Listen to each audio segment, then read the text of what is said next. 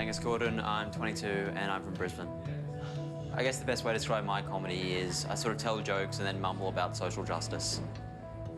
I think I got a review that called me bewildering and said that I do bleak anti-humour.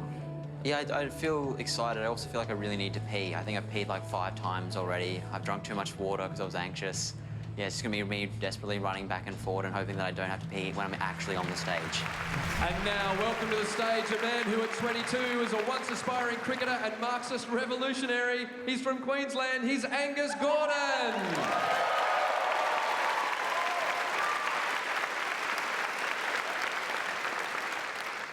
Hey.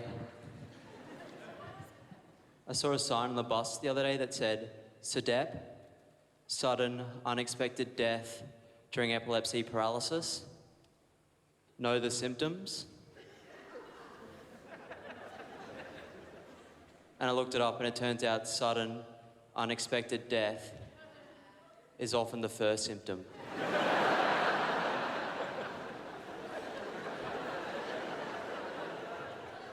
So I don't know, I guess know the symptoms, just live in terror.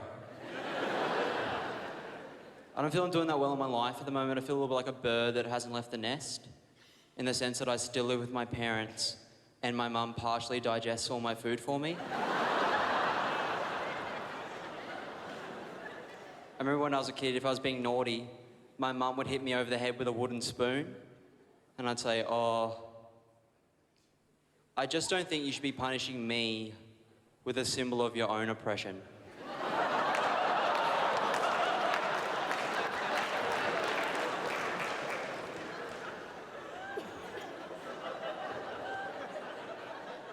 And she'd say, stop being so second wave. You obviously have a limited grasp of semiotics. So she got me there.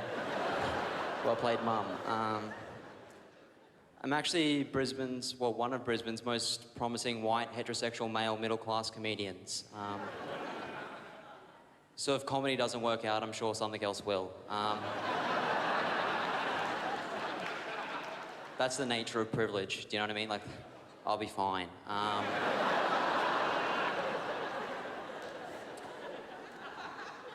I live next to this large park, kind of park where they have grand weddings, where they'll throw rice and release doves, but like a lot of doves, like 200 doves. So now the park's just infested with doves. So I don't know if you know this or not, but now in Queensland when you get divorced, you're legally required to release 3 cats.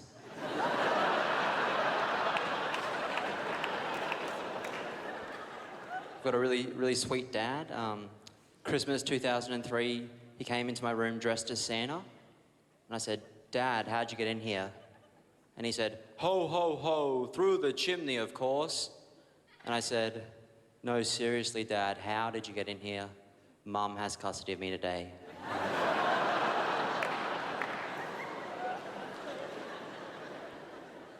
I'm lucky though, I got a good education. I went to one of these new independent public high schools, these public-private collaborations that Christopher Pine's a big fan of.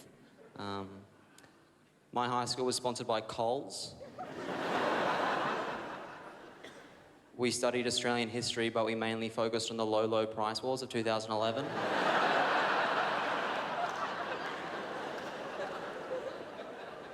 I think you'll remember in the beginning, prices were down and they're staying down for good. But I do think parents really worry about how the experiences of childhood will go on to shape the course of their children's adult lives, whether it be the schools that they go to or the people they meet or even the toys that they play with. Because I remember as a kid I was obsessed with this toy lawnmower, and then for a while I went on to work as a labourer for a landscaping company. And on my first day there, my uncle worked there as well. He got me the job. He said, you're living the dream.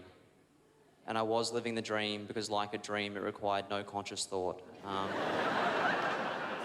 It was just pushing a lawnmower, it was pretty easy.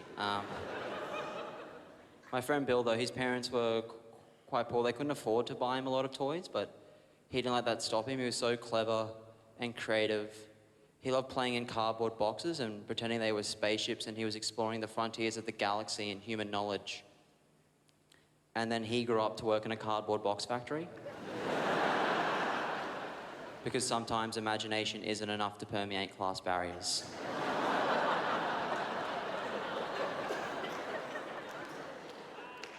I'm aware that might not be a particularly viable punchline, but then neither is manufacturing in this country.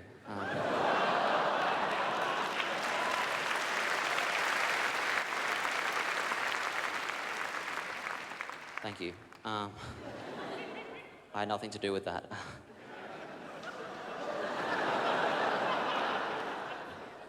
My sister, though, she's so aspirational for her son. Like, she won't let him go out and play until he's practiced his times tables and done a long-term feasibility study into moving the blocks from the sandpit to the Lego Kingdom.